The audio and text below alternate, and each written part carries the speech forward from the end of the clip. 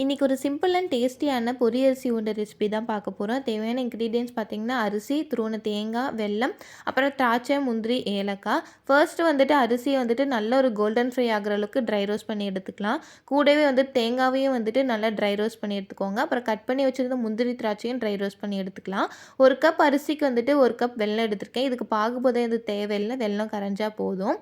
அதுக்கப்புறம் அரிசி நல்லா ஆறுனதுக்கப்புறம் மிக்சியில் வந்துட்டு ஆட் பண்ணிவிட்டு ஏலக்காவே ஆட் பண்ணிவிட்டு நல்லா பொடிச்சு எடுத்துக்கோங்க. இப்போ வெல்லம் பாகில் வந்துட்டு ட்ரை ரோஸ்ட் பண்ணி வச்சுருந்த முந்திரி, திராட்சை, அப்புறம் பொடிச்சு வச்சுருந்த அரிசி கூட கொஞ்சம் தேங்காய் ஆட் பண்ணிவிட்டு நல்லா மிக்ஸ் பண்ணி இது ஃபுல்லாக ஆற வச்சு எடுத்துக்கோங்க. ஆனதுக்கப்புறம் லட்டு ஷேப்புக்கு உருண்டை பிடிச்சிட்டு தேங்காவில் டிப் பண்ணி எடுத்திங்கன்னா டேஸ்டியான பொரி அரிசி உருண்டை ரெசிபி ரெடி. கண்டிப்பாக ட்ரை பண்ணி பாருங்கள்.